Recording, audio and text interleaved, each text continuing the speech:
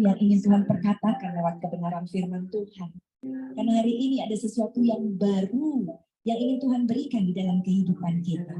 Karena hari ini ada kekuatan yang Tuhan salurkan bagi setiap kita yang lemah. Karena pada hari ini ya Tuhan, ada jalan keluar yang Engkau tawarkan bagi setiap kami. Bahkan hari ini ada mujizat yang akan terjadi di dalam kehidupan kami. Untuk itu Tuhan, kami bersyukur di pagi hari ini. Kami sudah memuji, menyembah Engkau. Dan seperti lagu yang kami nyanyikan, benar-benar keluar dari hati kami yang terdalam. Kami mau semakin serupa dengan Kristus. Terus bentuk kami ya Tuhan. Sekalipun ketika kami dibentuk lewat masalah, gak enak banget Tuhan, sakit banget Tuhan. Tapi kami yakin pembentukan-Mu akan membawa kebaikan bagi setiap kami. Terima kasih Tuhan, kami saat ini siap untuk mendengar kebenaran firman Tuhan. Berbicaralah secara pribadi kepada setiap hati wanita-wanita-Mu yang lembut di tempat ini Tuhan. Dan kami mau mengalami satu breakthrough besar bagi kehidupan kami. Di dalam nama Yesus sama-sama kita katakan, amin. Beri tepuk tangan doa buat Tuhan kita Yesus. Sebelum duduk. Bilang lagi, sorry. Bilang ke kiri atau ke kanannya, katakan gini, kamu perempuan paling cantik di ruangan ini. Wow.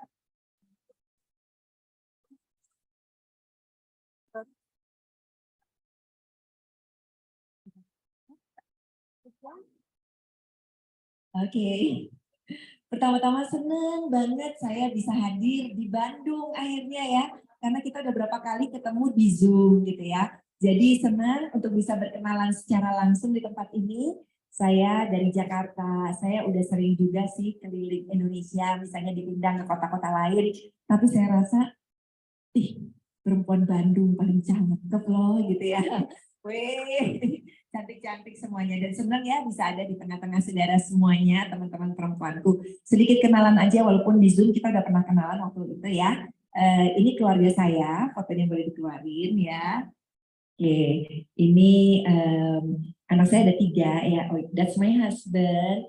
Namanya Edward Supit, sudah terkasih, makanya nama saya jadi Levi Supit. Dan orang pikir saya orang Manado, padahal bukan. Saya cuma menyempitkan diri saya saja gitu ya. Setelah saya menikah dengan dia, saya ini campur-campur. Papi saya orang Tionghoa asli, Chinese Toto. Mami saya itu Indo, Belanda, Jerman. Jadi campur-campur. Jadi saya kayak begini, sudah terkasih ya. Kemudian itu anak saya perempuan nomor 1, Rachel. Sekarang usianya 25 tahun. Rachel sudah dilamar. Wow, ya. Dan kita kayak, Rachel dilamar nih, tapi sebentar lagi jadi oma, ya kan? Gitu ya. Terusnya tahun depan kalau Tuhan izinkan dia akan menikah dengan pasangannya. Kemudian anak saya yang kedua namanya Jacob. Jacob umurnya 22 tahun. Kuliah sekarang ya. Kuliah teologi ya. Kalau Rachel juga udah selesai kuliah teologianya. Rachel sekarang, dia karena Rachel kuliah teologianya di Singapura. Jadi dia dapat jodohnya orang Singapura ya. Jadi sekarang dia sudah kerja juga di gereja Pastor Komhi di Singapura gitu ya, itu Rachel. Yang kedua Jacob di Jakarta, memperbantukan pelayanan kami di Jakarta. Nah ini bonus dari Tuhan yang kecil. Ini sebenarnya fotonya sebelum pandemi, sesudah pandemi belum foto lagi ya kan. Kemarin. Jadi sebenarnya yang kecil udah gede banget, lebih tinggi dari saya sekarang. Namanya IJ umurnya 16 tahun. Dan biasalah kalau anak kecil ditanya, IJ cita-citanya apa? Kalau udah gede apa? Anak kecil nggak jauh-jauh jawabannya mau jadi gamer ya kan, mau jadi YouTuber. Tapi baru minggu lalu dia datang ke saya dan berkata, Mami, aku udah tahu aku mau lanjut sekolah kemana. Oh iya, kemana sayang? Karena saya nggak mau paksain ya. Kakaknya kan teologi ya, dua-duanya teologi ya gitu ya. Dan dia katakan aku mau sekolah teologi juga. Rasanya senang banget saudara ya, 3 anak biar mereka melayani Tuhan. Karena memang nama-namanya dari kecil pun saya udah kasih nama depan mereka. Rachel itu evangelista. Artinya evangelis tuh penginjil. Yang kedua evander, penginjil juga. Yang ketiga evangelo, penginjil juga. Jadi di kecil udah buat Tuhan semuanya ya. Haleluya. Amin. Kita percaya. Dia beritahu Tuhan buat Tuhan Yesus. Doa kita, doa seorang ibu itu mujarab didengar sama Tuhan. Bawa anak-anak kita di dalam doa kita setiap hari. Di bawah doanya bukan sekedar untuk Tuhan biar anak aku nanti sukses, berhasil, kaya. Tapi yang paling utama, bawa doa supaya mereka hidupnya hanya untuk Tuhan saja. Bisa Tuhan pakai lewat bisnis, bisa Tuhan pakai lewat mana-mana. Tetapi dasarnya untuk kemuliaan nama Tuhan. Oh, anak kita akan dahsyat. Amin. Oke. Ya, hari ini kita akan saya akan membagikan kebenaran firman Tuhan ya, judulnya Resilient Heart, atau dengan kata Indonesianya yang gampang, hati yang gigih ya, hati yang tahan banting. Gimana sih? Karena kita perempuan ya, itu kan kayak tadi dikatakan tadi di awal ya, kita bisa sambil mijitin suami, sambil cuci piring, sambil cuci baju tadi ya. Saya sih belum pernah, bisa ya? Oh bisa ya? Gitu ya, oke mesin cuci soalnya ya, iya. Tapi emang benar banget, itu benar banget, kita bisa lakukan banyak hal. Tapi sering kali juga dalam kehidupan kita sebagai wanita, kita itu yang ngalamin banyak banget dibanting-banting, benar nggak? Kita ngalamin dibanting-banting dari suami, belum lagi dari mertua, belum lagi dari ipar. Makanya kalau dipikir-pikir ya, kalau dibilangin ada ngelihat pasangan yang berbahagia, kita lihat misalnya siapa ya ini pasangan berbahagia banget. Kita tuh salah, dia pun setiap pasangan yang kelihatannya berbahagia, belum tentu loh berbahagia. Belum tentu nggak punya masalah maksudnya. Yang paling cuma berbahagia pasangan di muka bumi ini yang bernama Adam dan Hawa. Itu yang paling bahagia. Nggak punya mertua, nggak punya ipar ya kan. Udah paling bahagia di dalam kehidupannya. Nggak ada masalah gitu ya. Tapi kita akan melihat sekalipun ibu-ibu tantangan kita banyak banget, masalah kita banyak banget ya. Ini saya lihat nih muka-mukanya semuanya wah bahagia banget, tapi saya tahu ada masalah ya. Ini kelihatannya sih bukan masalah uang karena tampangnya semuanya kayak di bank di ATM ada 3 triliun misalnya. Walaupun kita bisa dandan, kita bisa tutupi, kita bisa cantik, kita bisa beautiful, tapi setiap kita pasti lagi ada di dalam ujiannya Tuhan. Amin. Oke, kita mau belajar, kita ambil dari Yosua 1 ayatnya yang ke-9. Ada di layar, kita baca sama-sama. Yuk, 1, 2, 3. Bukankah telah kuperintahkan kepadamu, kuatkanlah dan teguhkanlah hatimu, janganlah kecut dan tawar hati, sebab Tuhan Allahmu menyertai engkau kemanapun engkau pergi. Jadi jangan takut, jangan tawar hati, jangan kecut ya. Untung tadi kita udah latihan nengok ya, ini mimbarnya kan kita nengok-nengok nih ya, jadi luar biasa nih, asik gitu ya. Tuhan bilang apa? Jangan kecut dan tawar hati. Apa sih artinya kecut dan tawar hati? Saya buka dari terjemahan yang berbeda. Sekarang kita lihat dari BIMK. Dikatakan arti kecut dan tawar hati adalah janganlah engkau takut dan kurang bersemangat. Karena kalau udah takut nggak bakal bisa melangkah. Kalau udah nggak bersemangat, udah lesu, udah nggak bakal bisa ngapa-ngapain dalam kehidupan kita. Dan masalah seringkali membuat kita takut. Tantangan di depan kita, masa depan kita membuat kita takut. Kita bikin jadi nggak semangat karena ngelihat, kok gini ya, punya suami kok gini ya. Ya ampun, dulu ya kan, pacaran kelihatannya suami kita seperti malaikat. Begitu nikah, ternyata malaikat pencabut nyawa. Aduh, kayak kesel banget gitu ya. Mau ditukar nggak bisa, beli baju di Zara masih bisa ditukar 30 hari. Suami, gimana mau nuker? Karena udah diikat sekali menikah, lama-lamanya menikah sampai maut memisahkan kita. Artinya udah harus terima apapun kondisinya sampai dengan maut memisahkan kita, itu janji kita di hadapan Tuhan. Nah, seringkali kita udah nggak semangat lagi melihat kehidupan menikah. Kalau ditanya gimana pernikahannya, gitu deh, ya kan? Banyak kita kalau ditanya tentang pernikahan nggak ada lagi yang jawabnya kayak excited. Waduh, pernikahan itu asik ya, seru ini. Nggak ada. Waktu saya ngajar kelas kaum perempuan semuanya. Di kelas itu ternyata usianya macam-macam. Ya, ada yang muda banget, ada yang cukup oma-oma. Jadi saya tanya ya, ini ada yang baru nikah, ada yang baru nikah 3 bulan. Apa rasanya baru nikah 3 bulan? Mau tahu jawabannya? Honeymoon tiap hari. Mantap ya. Ada yang nikah lagi 5 tahun ya, di bawah 5 tahun, ada yang nikah 4 tahun gitu ya.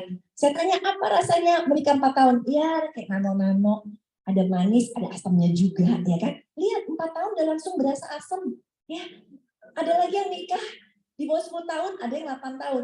Apa rasanya nikah 8 tahun? Udah langsung beda jawabannya. Ya, dia katakan nikah 8 tahun itu seperti naik roller coaster.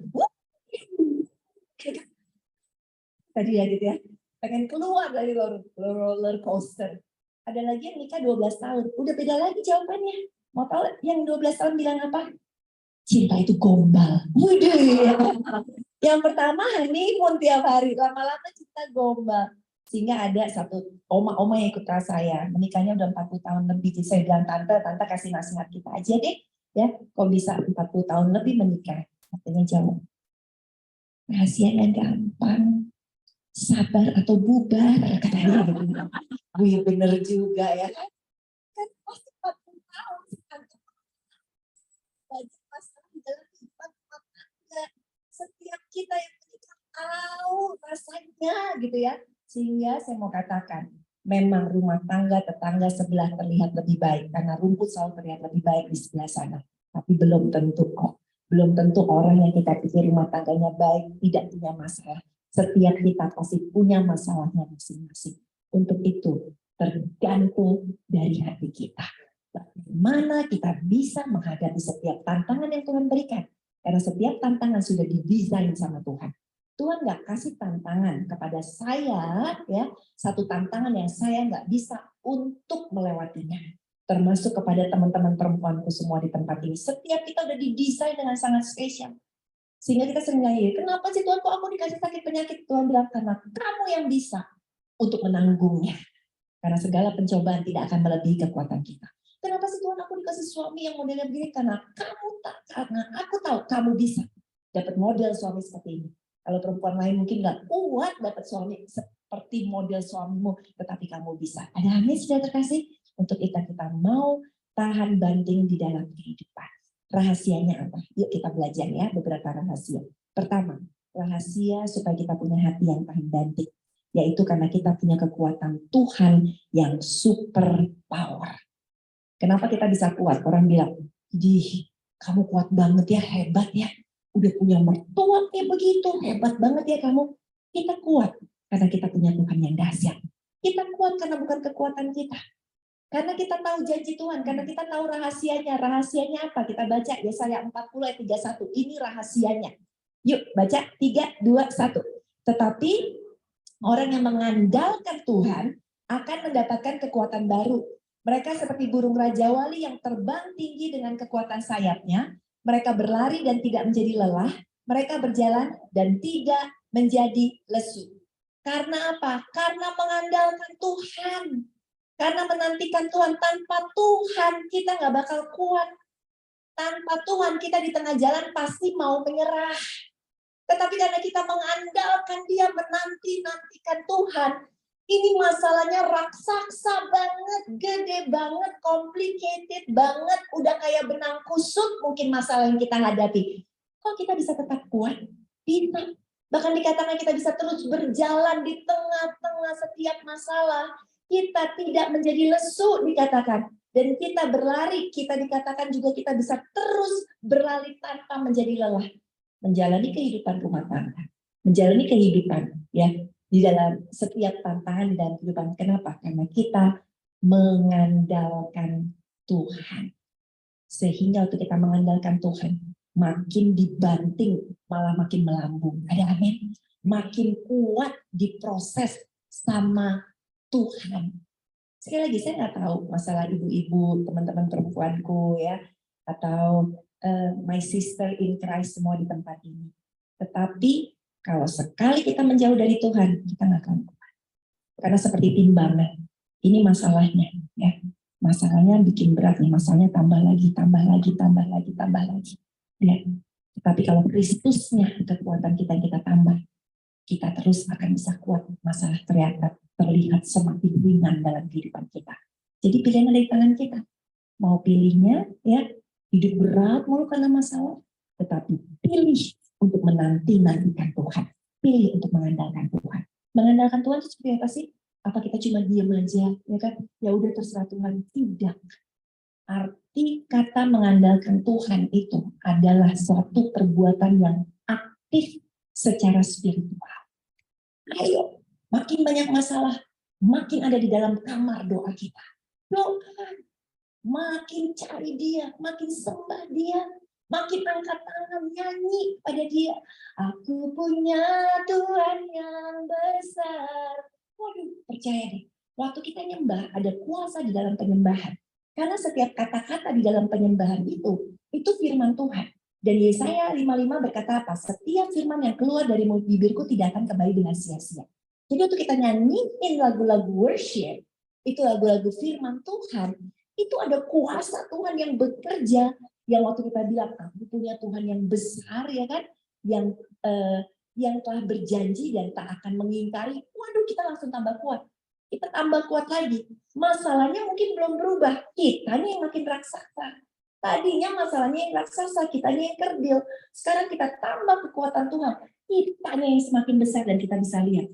Yang kelihatannya tadi ya raksasa masalah itu belum berubah. Sekali lagi, kitanya yang tambah besar. 2 kali lipat lebih besar dari masalah kita. Dan kita yakin orang-orang yang menantikan Tuhan akan mendapatkan kekuatan baru. Ada amin?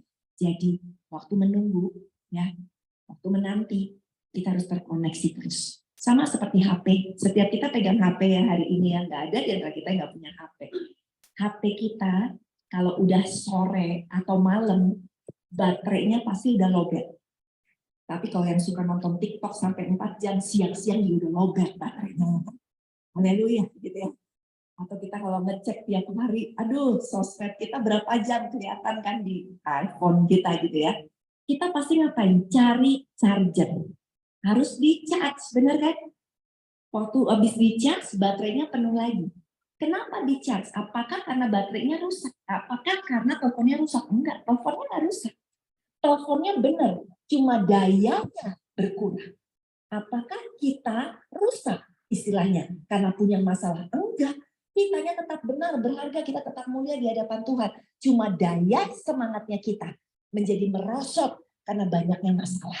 Sehingga dayanya perlu ditambah, perlu dicolokin lagi. Colokinnya kemana? Ke surga, kepada Tuhan. Percaya deh, habis nyembah, habis baca firman, habis ngobrol sama Tuhan. Rasanya semangat lagi. Padahal suaminya masih sama, ya kan? Belum berubah suaminya. Kelakuannya masih minus mungkin suami kita. Kasarnya masih sama. Mungkin nggak sayang kitanya masih sama. Tapi kitanya yang berbeda. Karena ada kekuatan yang baru yang Tuhan berikan di dalam hidup ini. Ada amin? Beri tepuk tangan dulu yuk buat Tuhan kita Yesus Kristus. Oke. Ada teman perempuan di Jakarta yang kesaksian, dia cerita. Dia sedih banget. Kenapa? Karena suaminya selingkuh. Suaminya bukan cuma selingkuh sama 1 perempuan, sama 2 perempuan. Dan dia sedih banget ya, hancur lah. Sama 1 aja hancur, apalagi sama 2, ya kan? Apalagi sama 10, kali sama 20 gitu ya. Kemudian apa yang terjadi? Yang terjadi akhirnya dia orang Kristen, dia kenal Tuhan. Dia doa dong sambil nangis, Tuhan segala macam ya. Tuhan, aku percaya suamiku akan berubah. Aku percaya suamiku akan berubah. Setahun nggak berubah, ya kelakuannya makin sama. Walaupun sudah putusin yang pertama karena sama 2 perempuan, jadi yang pertama udah diputusin. Tapi yang satu ini suaminya nggak bisa ngelepasin. Karena dengan perempuan yang pertama ini udah bersuami juga. Ketika ketahuan selingkuh, suaminya memaafkan. Jadi mereka balik lagi. Yang ini suaminya, yang perempuan kedua, suaminya nggak mau ngampunin. Suaminya ceraiin dia. Jadi perempuan ini sekarang kan sudah diceraikan suaminya, jadi nggak mau dong diputusin gitu kan sama selingkuhannya ini. Jadinya tetap ngotot mau. Akhirnya si istri ini cerita suaminya tetap mau sama perempuan yang kedua itu. Setahun. Dan dia katakan gini, udah nggak tahu lagi, udah segala macam dilakukan. Ya, dia bilang dia dengerin nasihat teman-temannya. Temannya bilang, kamu kalau mau suami kamu, kita tahu Tuhan, kita kenal Tuhan katanya. Tapi kalau kamu mau suami kamu balik lagi ya, caranya gimana? Tahu nggak caranya gimana? Minumannya dikasih sedikit garam. Pasti dia betah katanya. Yang ada asin, ya kan? Haleluya gitu ya. Segala cara coba dilakukan. Segala cara coba dilakukan untuk bisa memenangkan kembali suaminya. Kemudian kamu sih kurang seksi. Ya. Dia coba untuk pakai baju lebih seksi. Enggak, suami tetap kabur, ya kan? Kamu sih kurang lembut. Waduh, dia coba melembutkan diri. Suaminya datang, hai Pak, ya kan? Sudah makan, walaupun di dalamnya gondok banget. Gitu ya. Didn't work, nggak bekerja juga, ya kan? Dia coba semua nasihat, kamu ganti model rambut, dia ganti model rambut. Aduh, kamu coba deh ke salon, ke perawatan kecantikan, coba semuanya. tak ya kan, ya namanya juga ibu-ibu ya. Ibu-ibu jangan takut ya kalau tummy udah mulai sedikit ngejendul gitu ya. Wah, disedot sama dia, coba segala cara. Tapi tidak membuahkan hasil. Sampai akhirnya dia ngerti. Ya, yang harus dia lakukan adalah menanti-nantikan Tuhan untuk mendapatkan kekuatan baru. Terus akhirnya dia terserah suaminya mau ngapain. Yang dia lakukan cuma banyak waktu dia di bawah kaki Tuhan. Terus doa, nyembah. Setahun kemudian tidak terjadi apa-apa juga, suaminya tetap aja. Berarti udah masuk tahun kedua ya. Tahun ketiga juga nggak ada apa-apa. Tahun keempat juga nggak terjadi apa-apa suaminya. Ya, tapi suaminya masih pulang ke rumah ya. Mereka masih serumah, pergi ke rumah ceweknya sampai jam 2 malam, balik lagi ke rumah, tidur ya istilah di rumah segala macam. Dan apa yang terjadi? Subuh-subuh dia katakan, suaminya teriak-teriak, mau mati aja. Dan dia kaget waktu dia bangun, di tangan suaminya udah ada cutter. Suaminya udah siap untuk putusin urat nadi suaminya sendiri. Oh, dia ketakutan, dia cepet-cepet telepon pendeta. Pendeta suami istri datang. Wah, suaminya kayak lagi, ya kan suaminya. Terus waktu pendetanya udah menenangkan dia, pendetanya nanya, ada apa? Ya, si bapak pendetanya, ada apa kamu? Terus dia katakan, tiba-tiba Tuhan Yesus datang di dalam tidur saya. Waktu kekudusannya turun, Tuhan kudus banget. Dan saya lihat saya kotor banget. Saya lihat dosa kenajisan saya, dosa perselingkuhan saya jijik sekali. Saya nggak layak hidup. Saya mau bunuh diri aja. Puji Tuhan, akhirnya nggak bunuh diri. Dan akhirnya apa? Suaminya bertobat dan sekarang keduanya melayani Tuhan. Kenapa? Karena ada seorang istri yang tahu untuk cari kekuatan bukan dengan apa yang ada di luar, tetapi seorang istri yang cari kekuatan daripada Tuhan saja. Ada amin ibu-ibu? Jadi hari ini apapun masalah kita, apapun masalahnya, ya benar-benar andalkan Tuhan. Doa, orang suka ngomong gini, halo doa mulu, tetap dong kita kan nggak boleh doa aja, tetap dong kita harus lakukan apa bagian kita. Tapi saya mau katakan, doa adalah segala-galanya. Basicnya adalah doa. Benar kita harus lakukan bagian kita yang berikutnya. Tetapi yang pertama, cari kekuatan di dalam Tuhan. Ibu-ibu kalau sehari bisa liatin TikTok 4-5 jam, berapa jam kita kasih untuk Tuhan? Berapa menit kita kasih untuk baca firman Tuhan? Kadang-kadang perbandingannya perbandingannya jauh banget. Sibuknya 4-5 jam, tapi untuk Tuhan baru bentar gitu ya. Aduh Tuhan, mau ngapain lagi ya? Aduh nyanyi lagu apa ya? Ibu-ibu sekarang udah gampang YouTube, pasang itu YouTube ya, dengerin lagu-lagu di situ sambil angkat tangan, sikap penghormatan sungguh-sungguh kepada Tuhan kita berikan. Karena tanpa kita sadar kita seperti lagi di charge telepon tersebut, mulai masuk dayanya. Charge telepon sekarang udah ada yang kilat, tapi sekilat-kilat yang nggak 1 menit langsung penuh kan? Kita berpikir seperti itu. Aku kan udah doa, berapa lama? Istilahnya. Aku udah datang ke gereja seminggu sekali, udah bagus datang ke gereja, tapi gak cukup. Telepon di-charge nggak seminggu sekali, ibu-ibu, ya kan? Telepon di-charge setiap hari. Jadi setiap hari datang kepada Tuhan. Saya bersyukur loh hari ini. Tadi saya dikasih tahu ya, ini ibu-ibu yang dari sekolahan gitu ya. Ya kan? Daripada nggak jelas ngapain nunggu anak pulang sekolah, mendingan kesini dengar firman Tuhan, ada amin. Dapat perkara yang positif. Wah, saya bangga banget, senang banget ya. Ayo yang rajin datang ke sini, saya yakin daya kita akan semakin tinggi. Baterai kita, istilah baterai telepon kita akan semakin luar biasa. Sehingga mau ada masalah, tantangan di depan kita nggak takut. Karena kita apa? Punya kekuatan yang dahsyat. Amin. Beri tepuk tangan dia sekali lagi buat Tuhan kita di sini. Rahasia ya supaya kita punya satu daya tahan hati yang luar biasa, tahan banting. Yang kedua, yaitu apa? Tidak suka menyalahkan keadaan ya, nggak suka nyalain orang lain. Banyak kita suka gitu kan? Lagi ada masalah, paling gampang nyalain siapa? Nyalain suami, nyalain mertua, nyalain keadaan ya, nyalain semua orang disalahin. Ingat ya, menyalahkan orang lain itu malah buang-buang waktu kita, energi kita. Apalagi kalau kejadiannya udah terjadi, udah harus berdamai, udah harus move on. Saya juga punya pelayanan kaum wanita di Jakarta, namanya Perempuan Kaya Hati. Sebulan sekali juga kita suka ngumpul begini ya, lewat online juga ada. Kemudian suka cerita-cerita ya, banyak teman-teman perempuan yang suka cerita-cerita. Ada yang bilang, aduh ya, saya nyesel kawin sama suami saya, kira orang kaya, ternyata nggak kaya. Lo kan kaya, bapak ibunya semua kaya, kita tahu kaya. Salah hitung, kata dia. Soalnya kayaknya kan 7 turunan, ini turunan ke-8. Udah santai jadinya gitu ya, udah keburu miskin katanya gitu ya. Terus kalau di Jakarta itu selalu orang ngomongnya gini, kalau suaminya selingkuh diambil sama perempuan lain, wanita lain diganti namanya ondel-ondel. Saya nggak tahu apa di sini. Suami sih diambil ondel-ondel gitu kan ya. Wah, pokoknya bisa ondel-ondel Jakarta ya gitu ya. Terus ada lagi yang suka menyalahkan, misalnya nyalainnya suami saya genit, soalnya suami saya begini, suami saya begitu, suami saya gini. Semua nyalain keadaan. Ya, bahkan tidak sedikit yang banyak nyalain diri sendiri. Karena aku udah makin tua sih, ya kan? Aku udah nggak bagus lagi badannya, jadi suami aku kabur sama orang lain. Aku udah keriputan, gitu kan? Ibu-ibu, kita wanita banyak yang suka takut sama keriput kan? Karena keriput itu adalah peta perjalanan kehidupan kita. Ya. Makin banyak petanya, berarti kita udah makan asam garam dunia, udah keliling dunia. Jadi bersyukur ya, gitu ya. Terus kita bilang gini, aduh saya soalnya nggak glowing gitu kan ya. Itu si ondel-ondel lebih glowing, katakan. Sayanya nggak glowing, saya mau katakan nggak apa-apa ngerawat kecantikan buat kita kaum perempuan boleh, saya nggak larang gitu ya.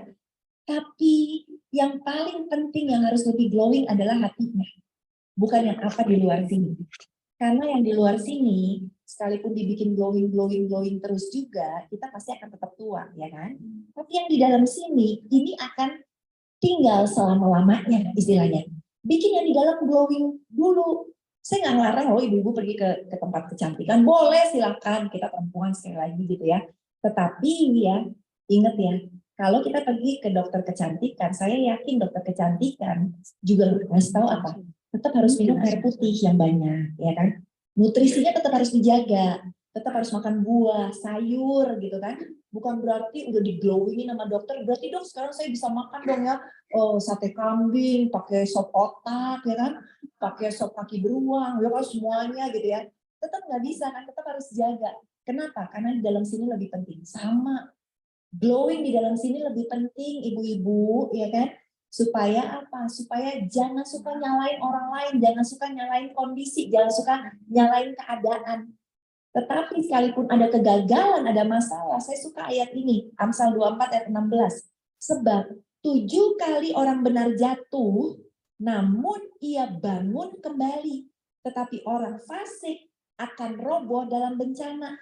Ibu-ibu, udah mau dijahatin misalnya sama suami kita, belum bertobat juga dijahatin sama mertua, dijahatin sama teman kita. Ingat ya, 7 kali kita ditonjok, kita akan tetap bangkit. Orang mau jahatin kita terserah, kita tidak akan menyalahkan keadaan. Karena yang kita fokus adalah membangun diri kita supaya hidup kita kuat menghadapi setiap tantangan. Amin ya Ibu. Stop complaining, stop nyalain keadaan, tetapi mulailah bersyukur kepada Tuhan. Ada quote berkata begini, tough times never last. Ya, masalah besar, masalah sulit, masalah yang kuat dalam kehidupan kita nggak ada kok yang tidak akan berakhir. Ya, semua akan berakhir. Tetapi tough people do. Tetapi orang yang kuat, kita wanita yang kuat, kita akan tetap bertahan dalam segala keadaan. Masalah sifatnya permanen, tetapi kekuatan dari dalam kita sifatnya tetap. Dan kita bisa menghadapi setiap masalah, akan keluar menjadi pemenang, bahkan lebih daripada pemenang. Ada amin? Satu kali saya ditelepon,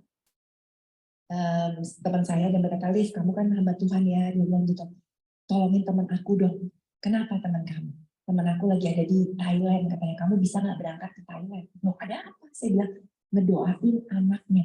Ada apa? Singkat cerita saya sih nggak pergi karena nggak saat itu waktunya tidak memungkinkan. Anyway begitu temennya yang dari Thailand udah ke Jakarta, baru saya datang ke rumahnya untuk mendoakan. Ternyata ceritanya begini. Mereka lagi liburan di Thailand, ya, karena mereka ada usaha juga di Thailand, suaminya ada usaha di Thailand. Pada saat mereka lagi liburan di Thailand, mamanya ada di hotel, papanya bilang gini ke mamanya, sayang aku bawa anak ya, Matthew, umurnya masih 3 tahun, ke rumah rekanan bisnis aku. Ya, bentar aja mau main ke sana. Oh, oke deh, kata istrinya. Nanti siangan baru balik ke hotel, kita pergi makan. Oke. Terus papanya datang ke rumah rekanan teman bisnisnya di Thailand. Rumah rekanan bisnisnya itu rumahnya gede. Ada kolam ikan koi-nya. Jalan-jalan di ikan koi, lihat gede, anaknya senang. Wah, Daddy, so nice, segala macam. Apa yang terjadi lagi? Papanya bilang, ya udah, tunggu bentar, papa ambilin makanan ikannya. Karena si papa udah sering ke rumah temennya. Dan papanya masuk ke dalam, pas papanya balik lagi, yang ada cuma sendalnya anaknya. Dicari-cari anaknya nggak ada. Waktu lihat anaknya udah tergeletak di bawah. Papanya langsung nyebur, ambil anaknya, dikasih bantuan gitu untuk keluarin air dan segala macam. Kemudian di Bangkok ini letaknya langsung mau ambil mobil, ternyata macet di Bangkok kayak di Jakarta juga macet di mana-mana. Jadinya akhirnya naik motor, anaknya digendong sama papanya, temennya nyetirin motornya ngebut ke sana, ke rumah sakit, kemudian dibawa ke ICU, ditutup semuanya, jadi mereka nggak tahu apa-apa yang sedang dikerjakan di dalam. Mamanya telepon sama papanya, mamanya langsung naik taksi, datang ke sana, dan apa yang terjadi? Dokternya bilang, ya ternyata anaknya sudah ngalamin yang namanya brain damage ya, brain damage. Singkat cerita lagi, udah anaknya harus dibawa gini. Kalau orang habis ketonjok ibu-ibu itu kan akan jadi biru, tapi birunya nggak langsung hari itu kan, perlu 3, 4, 5 hari kita luka, kita jadi biru tonjokannya. Nah, si dokter bilang, ini otak anaknya juga kayak gitu. Ini karena baru hari pertama, itu otak anaknya akan makin gede, jadi anaknya harus taruh di frozen. Belum meninggal anaknya. Jadi di rumah sakit itu, dimasukin ke ruang frozen, ada kacanya, mamanya bisa lihat, anaknya cuma tergeletak aja, karena anaknya kan koma kondisinya kan.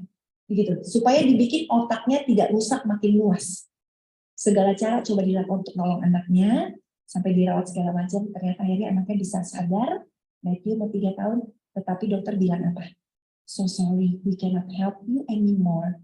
Your son is alive, anakmu hidup, but he's going to be like a vegetable. Ya, nggak bisa ngapa-ngapain. Gitu. Benar, anaknya dibawa ke rumah, ya udah cuma disuapin susternya, nengok ke kiri, nengok ke kanan, ya. Tapi yang luar biasa itu saya melihat ibunya. Dia bilang, bukan salah suami saya kok. Ya, maksudnya dia nggak mau menyalahkan suaminya. Ya, dia tahu itu salah suaminya. Tapi mau diapain? Siapa sih yang juga kepengen anaknya kecebur ke situ? Suaminya juga udah menderita kok dengan perasaan batinnya yang bikin anaknya itu jadi kayak begini. Sepanjang hidup suaminya waktu dia lihat anaknya, suaminya pasti akan bilang, dan saya katakan, masa saya harus nambahin lagi sih? Berantem tiap hari, ganteng. Pengennya begitu kata dia. Tetapi dia bilang apa? Tidak ada satu pun yang terjadi dalam hidup kita tanpa seizin Tuhan, katanya. Wow, luar biasa. Dan mamanya, dan saya akhirnya jadi sering datang ke rumahnya, dan makin Matthew, makin gede anaknya, oh mamanya udah set, Matthew, angkat tangan sembah Tuhan. Mamanya ceria banget. Mamanya bawa, satu kali saya khotbah di gereja mereka, kemudian mamanya ada di situ, saya lihat dia lagi gendong Matthew, ikut nyanyi tepuk tangan, ya kan? Asal selesai khotbah disamperin, gitu ya. Benar-benar kayak fixable. Tapi mamanya yang kayak,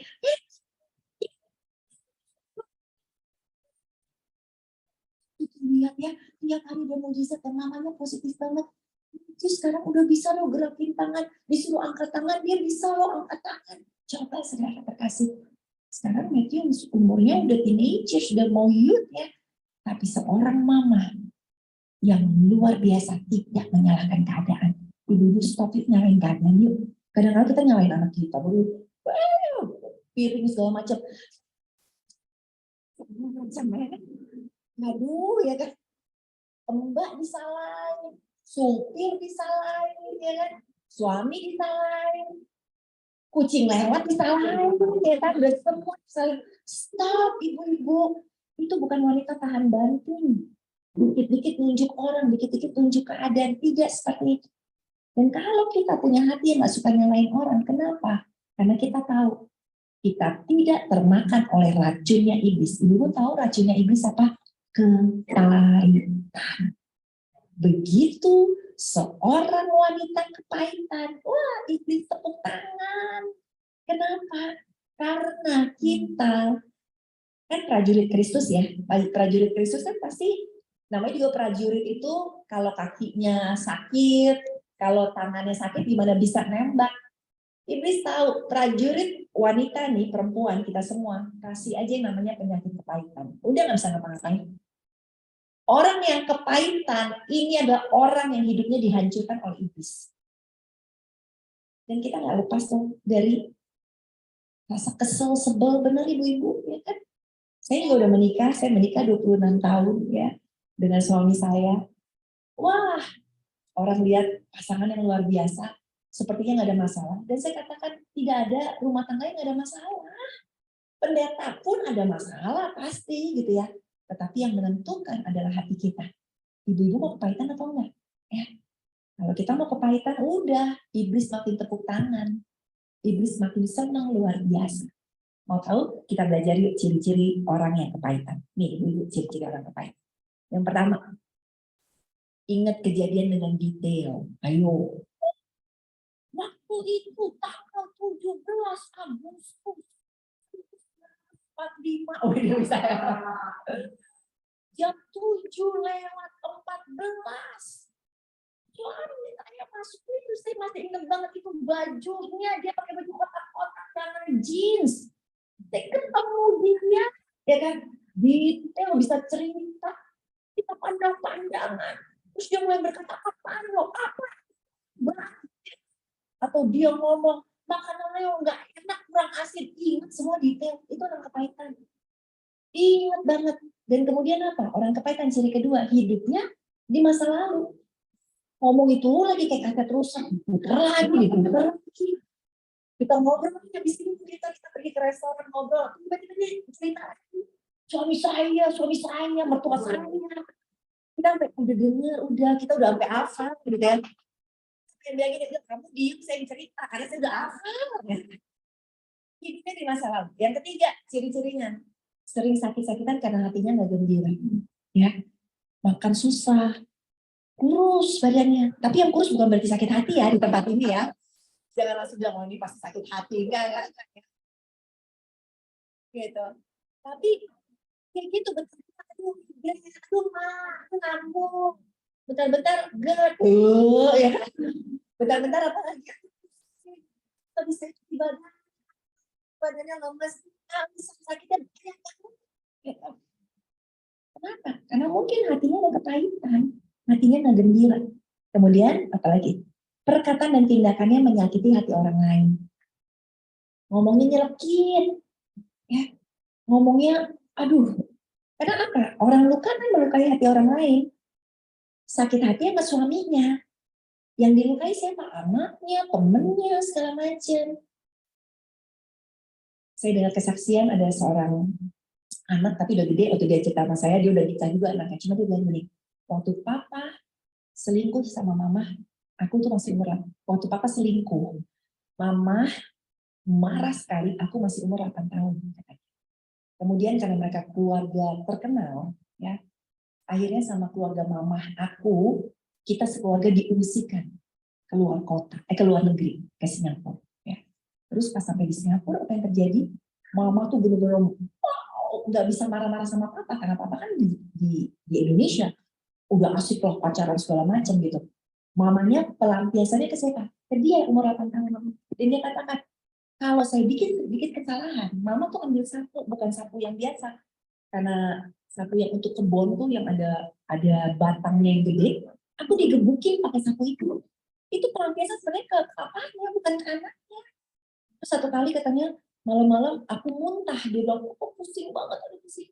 Cari pertolongan ke siapa? Ke mama dong, karena nggak ada siapa-siapa lagi. Datang ke mama lagi tidur, subuh jam 4 pagi. Mama, kenapa? Gitu ya, mama lagi tidur. Aku muntah. Aku ditaruh di tempat tidur, dibuka kaos, mama ambil minyak kayu putih sebotol, ditumpahin, kosong-kosong.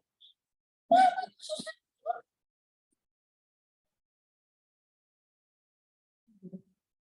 besoknya kulitnya melepuh, kulit anaknya. Dan dia bilang dia sampai sekarang masih ingat, cuma sekarang dia udah ngampunin mamahnya, rumah tangga mama papa juga udah pulih, jadi dia bisa cerita ketawa-tawa gitu ya. Orang yang kepahitan akan terus menyakiti hati orang lain yang gak ada hubungannya. Karena gak kesampaian nyakitin hati orang itu. Bahkan ke gereja aja gak ada hubungannya. Kita kan teman-teman di gereja kan, ke orang kepahitan. Kita baju cakep, pakai baju kuning, tas kuning, sepatu kuning. Ketemu orang kepahitan dia bilang apa? Kalau orang bilang, yang kepahitan bilang apa? Kirain duren, merah. Kita pakai hijau-hijau minggu depannya, kirain Gojek gitu ya. Jadi, apapun yang keluar dari mulutnya, tindakannya adalah pahit. Kemudian apa lagi? Ya. Suka gosip. Nggak selesai ngomongin orang karena dia nggak beres. Karena ada kepahitan di dalam hatinya. Dia menderita karena orang jahatin dia, suaminya lah, mertuanya jahatin dia. Dia juga pengen ngegosipin orang lain gitu supaya bukan cuma dia aja rasanya yang jelek gitu loh, yang sial, tapi semua digosipin. Udah cakep-cakep datang ke sini, melihat orang dia mau gosip lagi. Ya, kemudian apa lagi? Dia ingin orang lain tercelaka, apalagi orang yang ngejahatin dia, ya. Dia kepahitan sama si A, begitu dengar si A tuh tadi mobilnya keserempet, cuma keserempet, nggak mati kalian, ya. Terus dengar suaminya juga misalnya, suaminya selingkuh, terus tahu-tahu suaminya didiagnosa dokter ada jantung, mati kalian biarin. Tapi depan suaminya, oh iya, udah mati aja gitu ya. Dia apalagi ya ingin balas dendam. Dan kita tahu ya cerita-cerita orang kepahitan yang bisa sampai balas dendam luar biasa karena kepahitan gitu ya. Dan Tuhan nggak ingin seperti itu gitu ya. Yuk kita baca. Kita baca ayatnya 1, 2, 3. Hilangkan segala perasaan sakit hati, dendam dan marah. Jangan lagi apa? Berteriak-teriak dan memaki-maki. Tuh, ini firman Tuhan yang bilang ya kalau kita baca dari BLK. Orang yang sakit hati tuh suka teriak-teriak sama maki-maki. Jangan lagi ada perasaan apa? Benci atau perasaan lain semacam itu. Ayat 32-nya. Sebaliknya adalah kalian baik hati dan berbelas kasihan seorang terhadap yang lain dan saling mengampuni sama seperti Allah pun mengampuni kalian melalui Kristus. Ada amin ya. Ini ada cerita lagi nih. Ibu-ibu di Jakarta ya. Ibu-ibu di Jakarta ini dia kesaksian pada saat kemarin hari Natal saya diundang untuk acara wanita juga ya. Kemudian saya lihat karena saya pembicara kan tempat duduknya dapat tempat pembicara, tahu-tahu dia duduk sebelah saya dengan seorang pria. Ini acaranya perempuan semua, itu di mana pria? Ternyata suaminya. Ternyata kesaksian. Lalu dia kesaksiannya seperti ini, namanya Ibu Puspa. Saya ingat banget, saya baru kenal dia di situ. Ibu Puspa bilang, saya waktu saya remaja atau sebelum menikah lah gitu ya, sama pacarnya dia itu, pokoknya sama orang lain, dia itu di-abuse secara seksual. Sejak itu dia benci sama cowok. Tapi kemudian dia ketemu dengan suaminya yang baik sekali, cinta Tuhan suaminya, kata Bu Puspa. Ya udah dia pacaran, tapi ternyata ini iblis tahu ya, kepahitan bisa menghancurkan rumah tangga seseorang. Iblis tetap taruh kepahitan bukan sama suaminya, sama yang dulu cowok yang ngejahatin dia. Dia belum bisa ngampunin, jadi sama setiap pria dia kepahitan, termasuk sama suaminya. Udah dapat suami yang baik, masih nggak puas. Akhirnya dia yang selingkuh, Ibu Puspanya yang selingkuh. Dia selingkuh, dia katakan dia dugem, dia nggak ngurusin anak, anaknya udah umur 5, pernikahan mereka tahun ke-6. Dan akhirnya suaminya tahu dia selingkuh, suaminya masih ngampunin. Ini dalam Tuhan banget, kita perempuan kalah ya kan. Mas suaminya ngampunin. Terus apa yang terjadi? Tetap dia bilang sama suaminya, nggak mau, udah sekarang mau cerai aja. Suaminya mikir kita punya anak. Enggak. Kalau kamu minta cerai, apa yang telah dipersatukan Allah tidak bisa diceraikan manusia. Saya nggak mau ceraiin kamu, suaminya. Udah, singkat cerita, udah. Dia makin dugem, keluar malam segala macam. Kepahitannya nggak hilang-hilang. Dan pada satu saat, kepahitannya begitu mendalam, sekarang nambah kepahitannya kepada suaminya nggak mau ceraiin dia. Tahu nggak, iblis taruh apa di pikiran dia, orang kepahitan, untuk tadi mencelakakan suaminya. Kalau suaminya nggak mau ceraiin dia, Karena dia kepengen dong kawin sama yang cowok ini gitu ya. Suaminya nggak mau ceraiin dia. Apa yang akan dilakukan? Lebih baik dia bunuh suaminya. Bayangin. Seorang ibu lagi kesakian, ibunya orangnya cantik, manis. Ih, ngeri banget kok dengar ceritanya, ganas ternyata gitu ya. Terus dia bilang, dia coba ngebunuh suaminya dengan cara apa? Dia ajak suaminya ke dugem. Terus dia beli obat apa Viagra ya, obat Viagra. Tapi bukan yang receh-receh kata dia, yang beneran yang mahal. 10 digerus, ditaruh di minuman suaminya. Oh, suaminya senang dong, istri bilang, kamu mau ikut saya dugem? Wih, suami kan berharap rumah tangganya balik lagi kan. Maksudnya istrinya baik, dia demi istri dia ikut dugem. Minum. Ya. Dan istrinya tahu, paginya suaminya pasti udah mati overdosis. Dan istrinya nggak disalahin kan nanti kan, oh ini suaminya emang yang minum gitu segala macam. Aman kan. Pagi-pagi katanya istrinya bangun, dia nengok ke suaminya berharap yang ketemu sebelah dia adalah mayat. Ternyata suaminya pas kebangun juga. Nengok ke dia, mukanya kemerah-merahan kayak Daud. Ya kan? Kayak seger banget karena kebanyakan obat kayaknya ya kan. Terus suaminya ke dia, selamat pagi Puspa sayang. Karena kesel dia. Makin benci. Lihat, kebencian itu awalnya ibu-ibu pernah lihat nggak sih kalau kita di satu air ada tanaman tuh ada ugut-ugut kecil, kok di sini namanya apa sih Sis? Hah? Ya pokoknya kayak ulet kecil gitu. Itu awalnya kepahitan tuh kecil banget kelihatannya, nggak ada artinya. Tapi kalau kita diamkan, kita akan kasih makan kebencian itu jadi raksasa. Kita yang akan dikontrol sama kebencian kita. Sama seperti Ibu Puspa. Begitu udah tambah benci sama suaminya nggak mati-mati, suaminya nggak mau ceraiin dia. Apa yang dilakukan oleh Ibu Puspa? Kedua, yang dia lakukan, dia sewa pembunuh bayaran. Wow, ya, ini Ibu Puspa cerita saya bilang, wah hebat banget ya Ibu, ya kan? Niat banget ngebunuh suaminya. Udah ketemu pembunuh bayarannya, kasih tahu nih nama suaminya, ciri-ciri suaminya segala macam. Dia serahin uangnya kan? Pembunuh bayaran dari, oke Bu, sebelum saya terima uangnya, saya mau nanya, suami Ibu orang Kristen nggak? Iya orang Kristen. Ibu orang Kristen? Iya orang Kristen. Gak jadi Ibu, dibalikin duitnya. Saya takut bunuh orang Kristen. Jangan-jangan pembunuhnya juga orang Kristen. Sesama orang Kristen dilarang saling membunuh. Benci sama suaminya, cuma mikir gimana caranya, akhirnya ke dukun. Cari dukun yang paling hebat, cari dukun yang paling hebat. Dan apa yang terjadi? Dia dapat dukun di satu pulau Kalimantan, kalau nggak salah dia bilang, yang udah biasa ngebunuh orang lewat ilmunya. Terus sudah, dia udah bayar segala macam, suaminya nggak mati-mati juga. Dia balik lagi ke dukunnya, dia tanya, dukunnya bilang apa? Di dalam suami kamu isinya ada 10. Ya, ada 10 apalah kalau menurut dukun-dukun gitu. 7 bisa saya matiin, yang 3 nggak bisa dimatiin. Yang 3 itu isinya katanya, pertama saya lihat orang mati, di dalam suami kamu tuh ada orang mati. Kedua, di dalam suami kamu itu ada seperti roti. Ketiga, ada seperti anggur. Tahu nggak kira-kira ibu-ibu apa artinya? Yesus sudah mati, ya kan, untuk kita. Roti dan anggur perjamuan kudus. Tanpa dia ketahui ternyata suaminya tiap hari sama anaknya perjamuan kudus. Sehingga mau dibunuh pun nggak nembus karena ada perlindungan ini. Singkat cerita, dia pulang, dia ambil pisau, dia giniin suaminya. Kalau kamu nggak mau cerain saya juga, akan ada pembunuhan di rumah ini.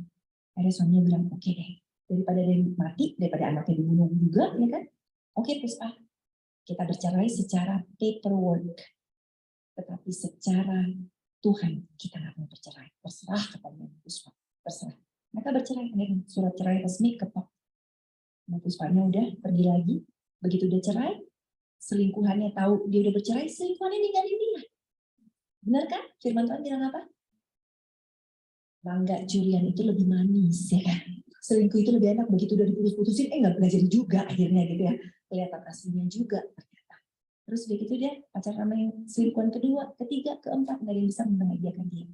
Sampai 2 tahun kemudian, ketika dia ada di rumah, Tuhan seperti taruh film di dalam kepala dia. Bagaimana melihat dia dari kecil, remaja, dewasa, menikah. Tapi di situ di film itu Tuhan lagi ngasih tahu. Tidak ada satu hari pun dalam hidupmu yang tidak aku kasihi engkau, kata Tuhan. Dia nangis. Dia balik lagi ke rumah, dan akhirnya mereka balik bersama-sama, ya. Dan waktu kesaksian, kejadiannya itu kan waktu anaknya umur 5. Waktu dia kesaksian, anaknya udah umur 18 tahun.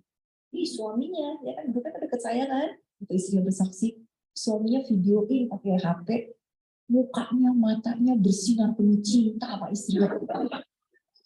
Luar biasa. Ya.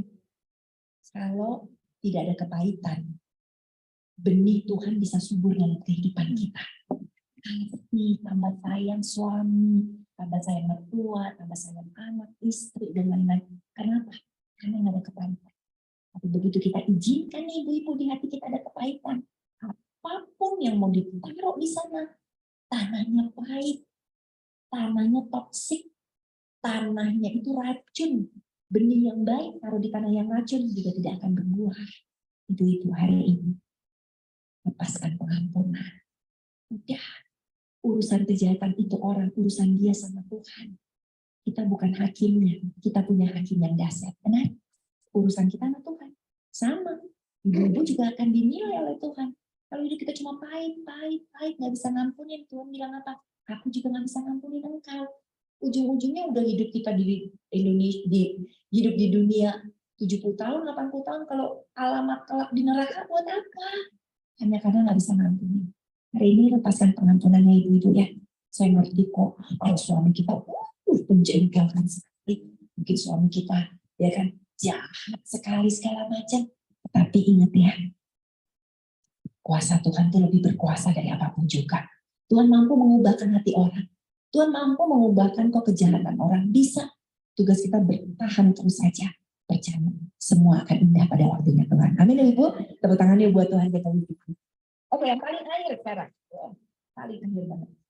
Yang paling akhir, yang ketiga. Oke. Apalagi sih rahasianya? Fokusnya pada kemenangan di depan, bukan pada masalah sekarang. Ibu-ibu fokusnya sama destinasinya. Jangan sama perjalanannya. Destinasinya apa? Rumah tanggaku berkemenangan. Suamiku bertobat. Ya kan? Oh mama papa, mertuaku pasti berubah. Itu destinasinya, fokusnya ke sana. Kalau fokusnya ke sana, perjalanannya kita nggak akan kita jadi fokusnya. Tapi kalau ngelihatnya di sini, jangan aja kita nggak lihat kepada destinasinya. Tapi tetap destinasinya ada di sana. Terus gimana dong? Misalnya ibu nanya, gimana dong kalau suami saya aja nggak tanggung jawab? Di pelayanan saya di Jakarta juga banyak yang gitu. Suaminya kabur, suaminya nggak kasih uang, suaminya nggak kasih nafkah. Wah, pokoknya tentang suami lah segala macam. Suaminya nggak jadi contoh, suami saya judi, suami saya mabok-mabokan. Gimana dong? Ibu-ibu, kita tahu ya kalau kita naik pesawat, waktu kita naik pesawat dari Jakarta, misalnya tujuan kita ke Bali, kita tahu kita akan mencapai Bali. Di tengah jalan, mesin pesawat mati satu. Kira-kira jatuh nggak pesawatnya? Enggak, saya udah tanya pilot. Karena ternyata masih ada mesin berikutnya. Ya, ada mesin keduanya. Sama mesin keduanya nggak mati, nggak akan jatuh pesawatnya. Sama ibu-ibu. Rumah tangga kita bagaikan pesawat yang menuju kepada destinasi. Ibu harus tahu destinasinya apa. Tuhan udah rancangkan masa depan yang penuh dengan kemenangan, itu destinasi kita. Destinasi kita itu janji-janji Tuhan. Destinasi kita itu pernahkan dalam kehidupan kita yang penuh dengan susu dan madunya. Ada amin ya kan? Tapi terutama destinasi kita adalah surga. Udah pasti dong itu ya destinasi. Tapi waktu kita berjalan, waduh, ada badai, mesin mati, pesawat segala macam. Tapi percaya, selama ibu-ibu jadi mesin kedua yang kuat di dalam keluarga, mesin kedua yang kuat untuk ngedidik anak, mesin kedua yang bawa anak supaya nggak benci papanya, mesin kedua yang bawa anak-anak kita belajar untuk mengasihi Tuhan, pasti akan sampai kepada destinasi. Amin ya ibu. Jadi fokusnya di sana ya. Hari ini apapun masalahnya, sekali lagi, fokus. Tadi udah diajarin, kita fokus ke depan ya. Tadi fokus ke bawah gitu ya. Fokus kepada janji Tuhan. Fokus, percaya semua akan indah pada waktunya Tuhan. Amin. Yuk kita baca ayat terakhir untuk hari ini. Sebab aku yakin bahwa penderitaan zaman sekarang tidak dapat dibandingkan dengan kemuliaan yang akan dinyatakan kepada kita. Ya, ayat berikutnya. Berbahagialah orang yang bertahan dalam pencobaan, sebab apabila ia sudah tahan uji, ia akan menerima apa? Mahkota kehidupan yang dijanjikan Allah kepada barang siapa yang mengasihi dia. Tuhan udah janji hari ini sama kita semua. akan ada yang namanya mahkota kehidupan. Ibu-ibu mahkotanya masih di depan. Hari ini perjalanannya mungkin nggak enak, tapi terus fokus saja dengan hal baik yang akan Tuhan berikan di dalam hidup. Sehingga hal baik itu akan menghapus setiap apapun juga. Ya, kejadian-kejadian jelek, kejadian-kejadian jahat yang kita alami, itu cuma batu loncatan aja untuk menuju kepada destinasi. Sebagai cerita penutup, ini dengan penutup. Satu kali juga saya diundang sebuah acara wanita. Kemudian ini di Jakarta kejadiannya. Dari rumah saya di Jakarta Barat, menuju kepada lokasi sekitar 1 jam.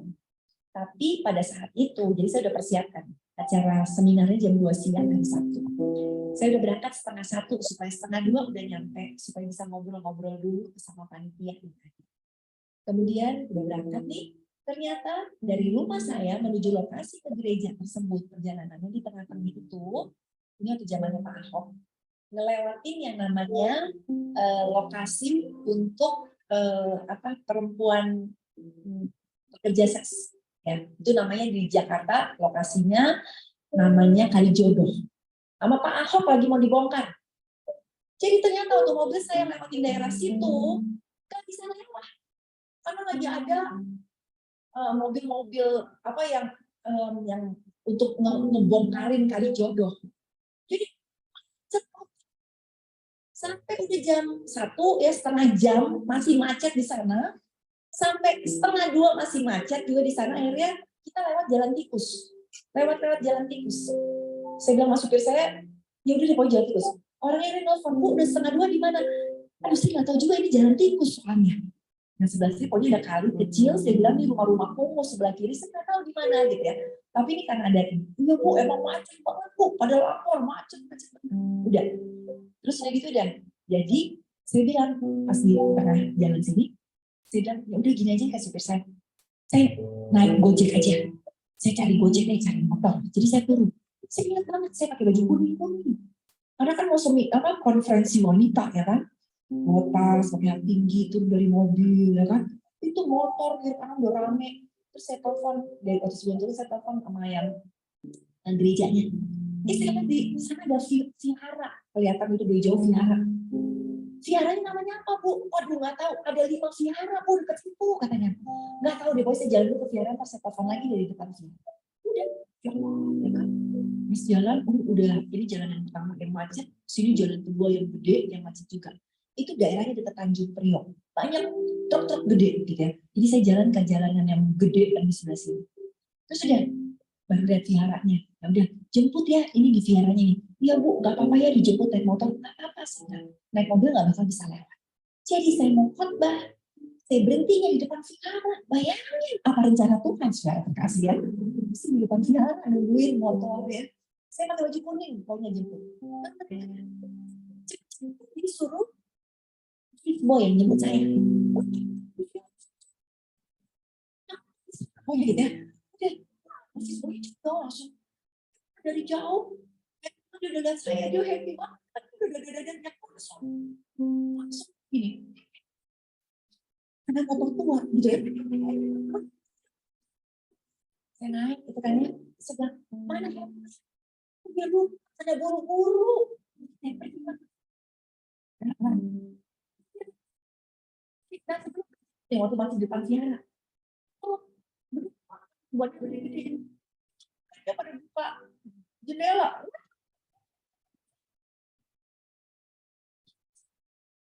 Jadi saya lari dari nanti jauh. Berapa? Aku dong kasih di tengah-tengah doang antara dia dengan saya gitu ya. Coba cepat kita jalan juga. Bangka lebih gede dari kita duduk itu kan. Sudah mulai jalan dikit ya. Terus jadi si boy si mas ini tetap berdiri. Ya udah macet, mungkin dia mau lihat keadaan, udahlah sabar aja lah gitu, jam 2. Udahlah sabar sih. Udah bisa nembus kemacetan, ada lampu merah. Di lampu merah, terus dia nengok ke kiri, ke belakang, nengok lagi ke belakang kanan, terus dia bilang gini, pantesan Bu, Kenapa? Ibu naruh kakinya di tempat naruh kaki saya di depan. Jadi saya kedorong terus. Saya perlu buka ini untuk kaki saya. Tempatnya nggak ada. Saya menyayangkan tinggi saya. Kalau misalnya kakinya ngegantung gitu. Kita di depan ada. Terus dia udah ya kan udah panas, keringetan, rambut udah berantakan kena angin. Berhenti, gereja itu ada di kanan sebenarnya. Sama dia berhenti di kiri karena muter baliknya 10 menit lagi. Ibu udah telat. Ya udah berhenti. Mesti nyebrang dong jalanan. Jalanan dua. Nyebrang jalanan pertama, sungai, jalan kedua. Itu kan sungai Kalijodo, ya kan? Terus udah dia berhentiin tok-tok gede karena saya nyebrang lagi pakai hak tinggi. Ya kan? Terus tibalah di kolong jembatan di atas itu ada kayak jalan layang. Itu masih jembatan Kalijodo. Itu ternyata banyak pemulung-pemulung. Anak kecil pemulung lagi main di pinggir kali. Terus lihat saya dong, cantik begitu ya kan. Mentereng banget bajunya kayak kuning gitu kayak durian. Terus begitu dia nanya anak kecil pada bilang gini, turis, turis. Dia pikir saya turis.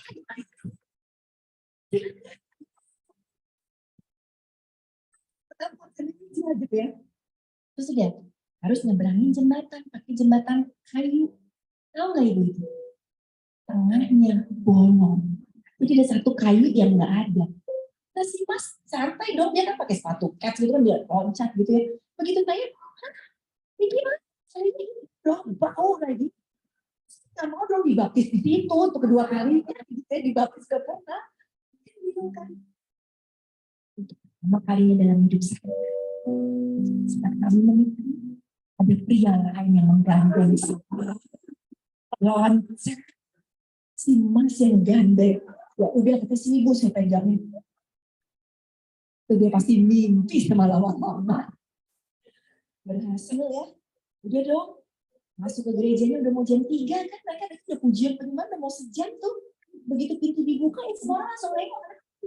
Udah dipegang kali disuruh berdiri, duduk, mari sembah Tuhan, berdiri lagi, duduk lagi ya kan. Semua nengok dong matanya ya kan. Tadi saya buru-buru pos-pos. Ternyata MC-nya langsung gini. Silakan ke depan.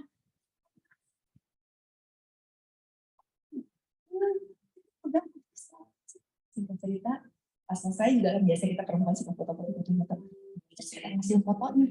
Ya ampun rambut saya benar-benar berterbangan. Sama korban nggak tahu bekas gitu ya. Tapi akhirnya bisa menjadi berkat. Lihat perjalanan pertama naik mobil, Tuhan izinkan ya untuk jalan kaki. Tuhan izinkan naik motor. Tuhan izinkan jalan kaki lagi. Tuhan izinkan ke jembatan yang berlobang, loncat, ya kan? Tuhan izinkan semuanya itu satu journey. Tapi apa? Fokusnya apa? Supaya bisa tiba di gereja itu untuk jadi berkat, untuk berkhotbah di sana. Dan akhirnya terjadi. Hidup kita juga sama. Ada waktunya kita naik mobil. Ada waktunya kita diberkati. Ada waktunya rumah tangga kita bahagia. Ada waktunya ya ampun suami kita ya. Kalau kita naik mobil sama dia, kita dibukain pintu mobil. Ada waktunya kita baru mau naik mobil udah tinggal sama dia. Ya ampun ya, kayak wah. Ada waktunya kita dikasih bunga mawar sama dia. Ada waktunya yang dikasih cuma 2.000 aja, gitu ya. Nggak ada bunganya lagi. Ada waktunya kehidupan kita mengalami perkara-perkara indah, keuangan baik, rumah tangga baik, tapi ada waktunya Tuhan izinkan. Tapi ingat ya ibu-ibu, fokus tetap kepada destinasi. Tuhan udah rancangan kita semua punya masa depan yang berkemenangan kok. Gak ada satupun yang dirancang sama Tuhan masa depan kita hancur, gak ada. Semua dirancang masa depan kita, masa depan yang gemilang. Ada amin ya ibu. Percaya, kalau belum hari ini, tapi pasti akan sama. Apapun yang terjadi, tahan banting, jangan merubah sikap hati kita. Tetap setia sama Tuhan, tetap percaya dia Tuhan yang baik. Dalam keadaan kita diberkati dia baik, dalam keadaan kita tidak diberkati, Tuhan juga tetap baik dalam kehidupan kita. Karena dia Tuhan yang sama, dulu, sekarang, sampai selama-lamanya. Yang diberkati beri tepuk tangan dia buat Tuhan kita berpikir. Mari kita bangkit berdiri, kita tutup dalam doa. Tuhan terima kasih. Hari ini kami sudah dengar kebenaran firman Tuhan. Tuhan katakan, "Nak, aku tahu masalahmu, aku tahu engkau mungkin sedang tertimbun masalah Aku tahu masalahmu begitu berat. Aku tahu mungkin sudah bertahun-tahun engkau kena masalah. Aku tahu kalau suamimu mungkin belum mengasihimu. Aku tahu kalau mungkin suamimu bahkan berselingkuh. Aku tahu mungkin kalau suamimu mungkin tidak tidak baik-baik dengan engkau. Aku tahu mungkin kau sedang mengalami masalah dengan mertua. Aku tahu, kata Tuhan, kau mungkin sedang mengalami masalah keuangan. Aku tahu kau sedang mengalami masalah-masalah sakit penyakit, masalah berat dalam kehidupanmu. Aku tahu, nak, kata Tuhan. Tetapi kuatkan dan teguhkan hatimu. Jangan kecut, jangan takut, jangan tawar hati. Jangan patah semangat. Jadilah wanita-wanita tahan banting. Wanita-wanita yang gigih. Yang terus menjalani kehidupanmu. Karena engkau tahu hidupmu ada karena aku dan engkau bisa kuat karena aku, kata Tuhan. Hanya Tuhan yang menjadi sumber kekuatan kita. Yang lemah hari ini, charge kembali diri kita. Nantikan Tuhan. Kejar Tuhan lebih lagi. Dan kau akan lihat, setiap kali engkau berlutut, mengangkat tangan, menyembah Tuhan, ada pertukaran terjadi.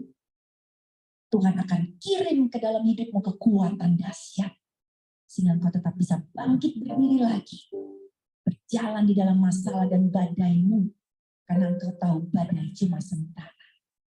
Hari ini Tuhan, kami gak mau nyalahin keadaan. Kami gak mau nyalahin orang lain. Kami gak mau nyalahin diri kami sendiri bahkan. Kami terima semua yang telah terjadi dalam kehidupan kami sebagai anugerah. Sebagai pembentukan. Karena Allah turut bekerja dalam segala sesuatu untuk mendatangkan kebaikan. Dan Tuhan, biarlah setiap kami belajar untuk fokus dengan destinasi, dengan janji Tuhan, dengan mahkota kehidupan, dengan berkat kelak yang Tuhan sudah siapkan bagi setiap kami.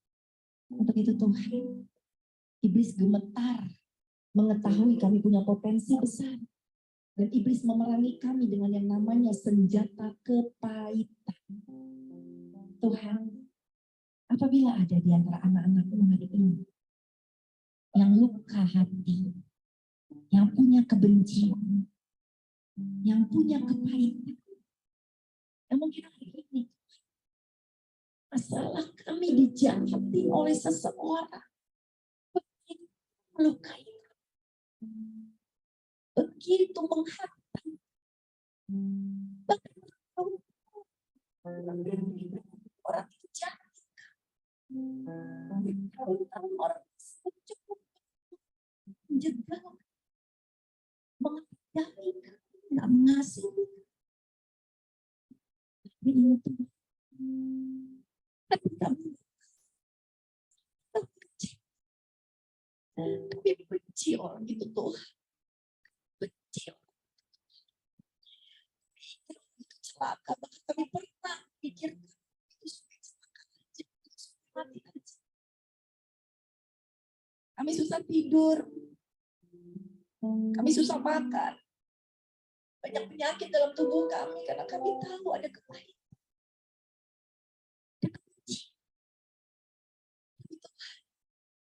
Kebencian ini hanya akan menghancurkan diri kami sendiri. Kami nggak mau hancur. Untuk itu, teman-teman perempuanku terkasih, nggak usah lihat kiri kanan, nggak usah lihat kiri kanan, nggak usah peduliin kiri kanan. Setiap kita pasti pernah dilukai orang. Setiap kita pasti pernah dijahatin orang.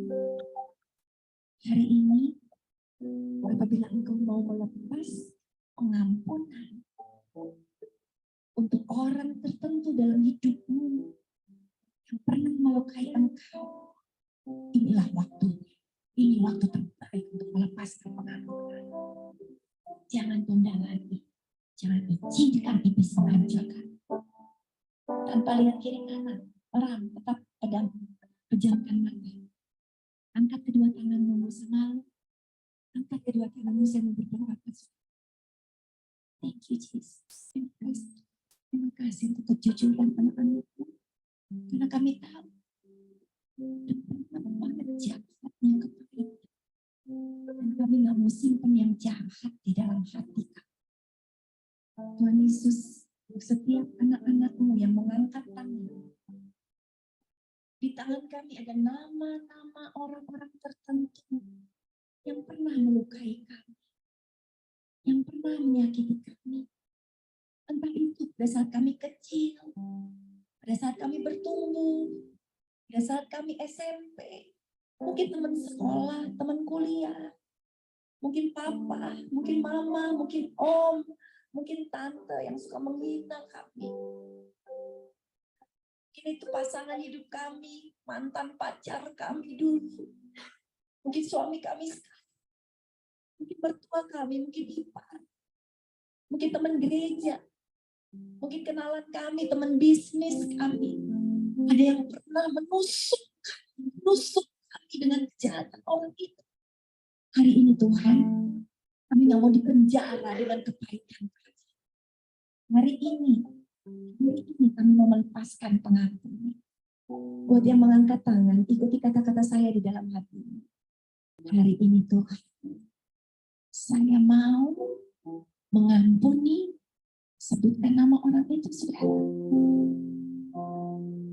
Dan bahkan saya mau memberkati orang itu di dalam doa saya.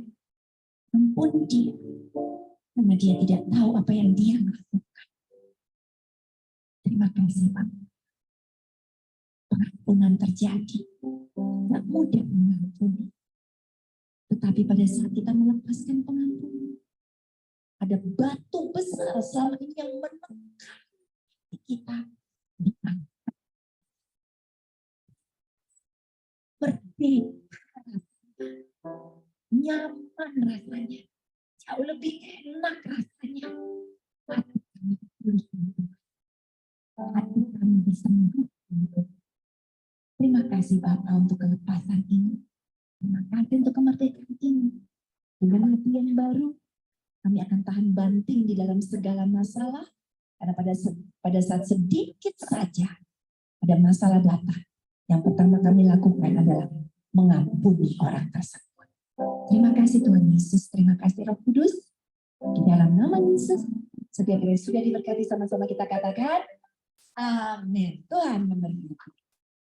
Oh, luar biasa ya, firman Tuhan yang dahsyat banget hari ini. Dr. Levi, sekali lagi terima kasih banyak, Tuhan Yesus memberkati.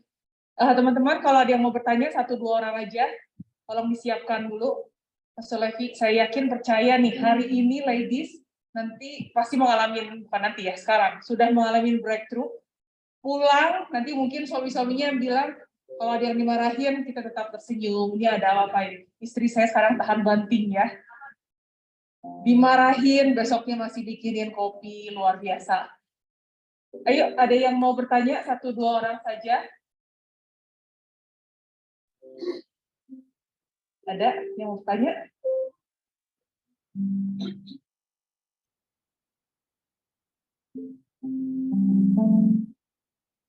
Ada? Udah ngerti semua, Pastor. Luar biasa. Langsung dipraktekkan ya. Oh, udah jelas ya. Coba Ibu yang diulangin tadi. Oke, beneran nggak ada nih? Ada yang mau tanya? 1-2 orang aja? Kalau nggak ada, kita langsung masuk ke pengumuman aja. Oke, ada berapa pengumuman? Yang pertama, ya bagi teman-teman yang